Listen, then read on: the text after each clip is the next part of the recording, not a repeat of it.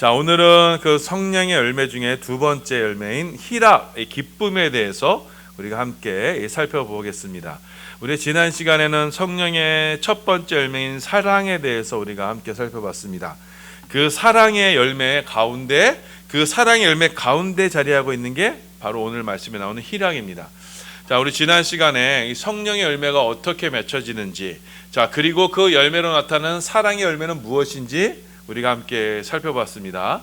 사랑은 우리 안에 있는 그 사랑은요, 변하지 않는 사랑, 조건에 따른 사랑이 아닌 그 하나님의 무조건적이고 하나님의 그 초자연적인 사랑, 곧 원수조차도 사랑할 수 있는 사랑이다라고 말씀해 주셨습니다.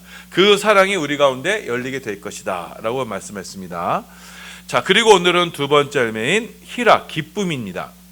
자, 우리는 한 가지 의구심을 늘 가지고 있어요. 정말 예수를 믿는다고 사람이 변할까?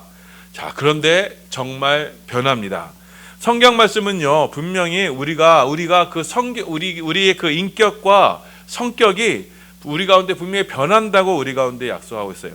저도 개인적으로 예수를 믿기 전하고 믿은 후하고 성격이 정말 많이 바뀌었습니다.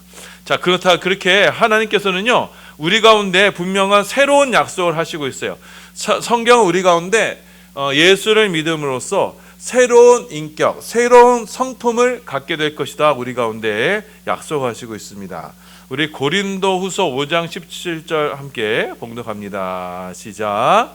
그런즉 누구든지 그리스도 안에 있으면 새로운 피조물이라. 이전 것은 지나갔으니 보라 새 것이 되었도다.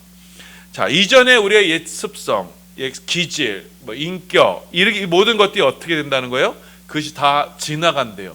그리고 그리스도 안에서 새로운 것으로 빚어진다고 합니다. 그 새로운 성품으로 우리가 이제 변화된다고 하는 거예요. 이처럼 우리가 예수 안에서는요, 믿음으로 우리는 반드시 변화가 되게 되어 있습니다. 변화되지 않는 그리스도인은 있을 수가 없어요. 우리는 반드시 변화가 되는 거예요. 자, 우리는 최종적으로 언제 이 변화가 완성이 돼요? 예수님이 다시 오시면요, 우리의 육체조차도 변화가 되는 거예요. 우리는 이 변화 가운데 있는 것입니다. 그 예수님 안에서 변화된 인격, 변화된 성품이 바로 우리 안에 맺혀지는 성령의 열매인 것입니다. 자, 우리 기존에 내가 정말 나의 안에서는 절대로 나오지 않았던 그런 것들이 내 안에 막 맺히게 돼요. 이 믿음 안에서 맺혀지게 돼요. 내 안에는 사랑이 없는데 어떻게 내가 이렇게 사랑이 넘쳐나게 됐지? 내 안에는 이렇게 기쁨이 없었는데, 나는 이렇게 오래 참지 못했는데, 나는 이렇게 절제하지 못했는데, 나는 이렇게 착한 사람이 아닌데. 자, 그런데 믿음 생활을 하다 보니까 이렇게 막 변화가 되는 거예요. 자, 그래서 예수 믿는 사람들이 보통은 어떻게 해요? 다 선한 사람들 아니에요. 왜냐하면 그런 변화 가운데 있기 때문에 그렇습니다. 자, 오늘은 그래서 예수님 안에서 변화되는 인품 중에 하나인 바로 희락, 기쁨에 대해서 우리 가운데 함께 말씀을 나누도록 하겠습니다. 자, 성경은요, 말씀은 우리 가운데 항상 기뻐하라라고 말씀하셨어요. 자, 그것이 하나님의 뜻이다라고 말씀하세요. 저와 여러분 가운데 이루시는 하나님의 뜻이 뭐라고요? 우리가 항상 기뻐하는 거예요. 우리 가운데 기뻐하는 게 하나님의 뜻이 됩니다. 자, 우리 예전에 그 순교자 주기철 목사님이라고 계셨습니다. 자, 이분은요, 자, 일제 그 신사 참배를 끝까지 거부하다가 이제 옥중에서 이제 순교를 하신 분입니다. 자, 그 주기철 목사님이 전해주신 얘기예요. 주기철 목사님이 이제 하루는 이제 감옥에 계셨는데 공산주의자가 이렇게 함께 하게 됐다고 합니다. 자, 그 당시 공산주의자는 이제 혁명하는 사람들이었잖아요. 자, 근데 이 공산주의자가 자, 하루는 목사님한테 같은 감방에 있으니까 목사님한테 자기의 이제 속마음을 털어놓더랍니다. 자, 목사님, 저는 평생에 이 공산주의자로 살았습니다. 그래서 저는 이 인류의 평등을 위해서, 평등의 세상을 위해서 제가 일평을 목숨을 거쳐 싸웁니다. 자, 그런데 제가 공산주의자가 되기 전에 목사님을 만났더라면 저는 공산주의자가 되지 않았을 것입니다. 기독교인이 됐을 것입니다. 자, 왜냐하면 이 기독교인들은요, 우리가 알 수 없는 어떤 기쁨을 가지고 있었습니다. 그들은 죽기 직전에도 그 기쁨을 가지고 있었습니다. 우리 그 유물론자의 이 공산주의자인 우리는 도저히 이해할 수 없는 기쁨이 그들 가운데 있더군요. 그러니 그것이 참 부러울 따름입니다. 이렇게 얘기를 하더랍니다. 자, 이처럼 예수 믿는 사람들의 특징은요, 가장 큰 특징 중에 하나는요, 바로 기쁨이 넘친다는 거예요. 그 안에 알 수 없는 기쁨이 항상 차 있다는 거예요. 자, 그렇다면 우리 예수 믿는 사람들이 이렇게 기쁨이 차 있는데 그 기쁨의 근원이 어디인가? 어디서부터 이 기쁨이 우리 가운데 주어지느냐? 자, 그것을 요한복음에서 예수님이 직접 말씀해 주셨어요. 요한복음 15장 10절에서 12절까지의 말씀입니다. 자, 함께 봉독합니다. 시작. 내가 아버지의 계명을 지켜 그의 사랑 안에 거하는 것 같이 너희도 내 계명을 지키면 내 사랑 안에 거하리라. 내가 이것을 너희에게 이름은 내 기쁨이 너희 안에 있어 너희 기쁨을 충만하게 하려 함이라. 내 계명은 곧 내가 너희를 사랑한 것 같이 너희도 서로 사랑하라 하는 이것이니라. 자, 예수님께서 말씀하신 11절 보시면 내가 이것을 너희에게 이름은 내 기쁨이, 그러니까 예수님의 기쁨이 너희 안에 있어 너희 기쁨을 충만하게 하랍니다. 자, 예수님의 기쁨이 우리 가운데 아주 충만하다는 것은요, 완전하게 됐다는 거예요. 자, 더 이상 부족함이 없이 우리 가운데 완전하게 되었다, 충만하게 되었다라고 말씀하시는 겁니다. 자, 그런데 우리 가운데, 저와 여러분 가운데 이 기쁨이 주어지기 위해서는요, 한 가지 전제 조건이 있어요. 그게 뭐냐면은 10절 보시면요, 내가 아버지의 계명을 지켜 그의 사랑 안에 거하는 것 같이 너희도 내 계명을 지키면 내 사랑 안에 거하리라. 너희가 내 사랑 안에 거하면, 이것 거하면 뭐예요? 너희 안에 그 기쁨이 충만하게 될 것이다. 그 사랑과 함께 기쁨이 충만하게 될 것이다 라고 말씀하고 있어요. 자, 그 예수님의 계명이 무엇이냐? 바로 서로 12절에 서로 사랑하라 라는 겁니다. 자, 그래서 저와 여러분이 그 예수님 사랑 안에 있고, 그래서 예수님이 주시는 계명을 따라서 이제 서로 사랑하는 관계가 되면 그때 우리가 뭐가 주어진다고요? 그 사랑과 함께 기쁨이 주어지는 거예요. 그러니까 사랑과 기쁨은요, 따로 존재하는 게 아니라 사랑 안에 그 기쁨이 있는 거예요. 지난 시간에 보았던 사랑의 열매 안에 그 사랑의 큰 특징이 우리 가운데 기쁨으로 나타나게 된다는 거예요. 자, 우리 여러분 연애할 때 알겠지만 정말 연애하는 상대방 보면 어떻게 해요? 늘 기쁘잖아요. 그런 기쁨이 우리 가운데 넘치게 된다라고 말씀을 하고 있었던 겁니다.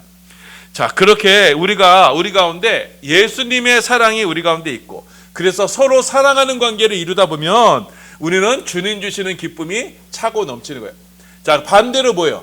우리 안에 사랑하지 못하고 미움이 있다면요, 우리 안에 그 기쁨이 있어요, 없어요? 그 기쁨이 사라지게 되는 거예요. 우리 가운데 미움이 조금이라도 있다면요, 우리 마음엔 근심이 되고요, 그 순간 우리는 주님이 주시는 기쁨을 잃어버리게 되는 거예요. 그렇기 때문에 우리 안에는 그 조금의 미움도 품어서는 안 돼요. 이 조금의 미움도 주님 앞에 나아가서 회개하고, 그럼으로써 우리 가운데 그 온전한 사랑을 회복시켜야 돼요. 온전한 사랑이 회복되면요, 우리 안에 이 기쁨, 주님이 주시는 기쁨으로 차고 넘쳐나게 되는 거예요. 자, 그래서 저와 여러분 안에 이 기쁨이 있느냐 없느냐로 우리의 삶이요, 이 극과 극으로 나뉘게 되는 거예요. 자, 여러분, 억만장자라도 정말 대기업 회장이라고 해도요, 그 안에 기쁨이 없으면요, 삶에 기쁨이 없으면 어떻게 해요? 그 삶 자체가 지옥이 되는 거예요. 자, 그래서 많은 지식인들과 많은 부유한 사람들이 뭐예요? 그 좌절과 절망 가운데 빠지고 뭐야? 그래서 엉뚱한 데서 기쁨을 찾고, 그래 탈선을 하고 막 약에 손대고, 그냥 뭐 하는 거예요? 삶에 기쁨이 없고 공허하기 때문이에요. 자, 그래서 기쁨이 없다면요, 그 삶에 기쁨이 없다면 그 자체가 여러분 지옥이 됩니다. 하지만 우리가 아무리 힘들고 경제적으로 어렵고 질병이 있고 그래도 내 안에 이 기쁨이 넘친다면, 주님이 주시는 기쁨이 넘친다면요, 그 어디나 하늘나라가 되는 거예요. 초막상간이라도, 산골에 산골이라도 우리가 주님 주시는 그 기쁨이 있다면 우리는 그 어디나 하늘나라를 누릴 수가 있게 되는 거예요. 자, 그만큼 우리 안에 주님 주시는 이 기쁨, 이 신앙의 기쁨은요, 우리 삶의 보화가 되는 겁니다. 이 기쁨으로 우리는 삶 전체를 변화시키게 되는 거예요. 우리 가운데 이 기쁨이 넘치게 되면요, 세상이 달라 보이게 되는 거예요. 이 기쁨이 넘치게 되면요, 내가 변화되고 내 주위의 사람들이 변화되고 이 기쁨으로 말미암아 모두가 행복해지게 되는 거예요. 자, 이 놀라운 기쁨을 누리는 사람들이 누구다? 바로 그리스도인들이에요. 예수 믿는 사람들이에요. 항상 기뻐하라. 이것이 뭐예요? 하나님의 뜻인 거예요. 그 하나님의 뜻이 우리 가운데 이루어짐으로써 우리는 항상 기뻐하게 되는 거예요. 자, 성경은 이것을요 우리 가운데 일관되게 말씀하시는 거예요. 예수 믿는다고 하면서 그래서 막 침울해 있고 막 얼굴에 뭐 근심이 가득하고 막 어쩌면 막 이렇게 걱정이 많고, 그거는요 여러분 하나님의 뜻이 아니에요. 자, 성령이 우리 가운데 충만하게 임하실 때 그때 우리 가운데 나타나는 열매 중에는 사랑과 함께 바로 이 기쁨이 우리 가운데 차고 넘쳐나게 되는 거예요. 자, 그것은요 예수를 믿어 얻는 그 기쁨은요 우리의 모든 것을 다 팔아서라도 살 수 있는 그런 기쁨이 되는 겁니다. 자, 마태복음 13장 44절입니다. 우리 함께 봉독합니다. 시작. 천국은 마치 밭에 감추인 보화와 같으니 사람이 이를 발견한 후 숨겨두고 기뻐하며 돌아가서 자기의 소유를 다 팔아 그 밭을 사느니라. 자, 이처럼 성령의 열매로서의 기쁨은요 이미 천국을 발견했어요. 너무너무 기쁜 거예요. 자, 그래서 숨겨두고 기뻐 돌아와서 자기의 소유를 다 팔아 그 천국을 소유한 사람, 하나님의 사람들이 바로 누리는 기쁨이 바로 오늘 말씀에 나오는 그 성령의 열매로서의 기쁨이 되는 거예요. 희락인 것입니다. 나의 모든 것을 다 내어주고 내가 천국을 얻었어요. 그러니 얼마나 기뻐요. 자, 이 보화를 발견한 농부처럼 밭을 가는데 그 밭에서 막 억만금이 나왔어요. 그 얼마나 기쁩니다. 그런 기쁨이 누구에게요? 바로 성도들에게 주어지는 기쁨인 거예요. 그것이 바로 우리 가운데 주어지는 하나님의 약속인 거예요. 자, 마치 여러분 밭에 농부가 밭을 가다가 그 안에 보화를 발견했을 때 그게 얼마나 기쁨이 되겠습니까? 그런 그 보화보다도 더 큰 보화가 있는데 그게 뭐예요? 하나님 나라 천국에, 그 천국이 예수 믿기 전에는 뭐 남들이 있나 보다 하는 그런 천국, 그렇지만 나랑 전혀 상관없던 천국이 어느 순간 나에게 확 다가오고 그것이 나에게 영생의 기쁨이 영생으로 느껴지고 그 실제가 나에게 누려진다면 그게 나에게 가장 큰 보물이 되는 거예요. 세상 사람은 이해할 수 없는 나만이 가진 그 보물, 그것 때문에 우리는 그 보화를 발견한 그 농부처럼 그 기쁨이 우리 가운데 넘쳐나게 되는 것입니다. 자, 이 기쁨은요, 자, 누구도 빼앗을 수 없는 기쁨이에요. 왜요?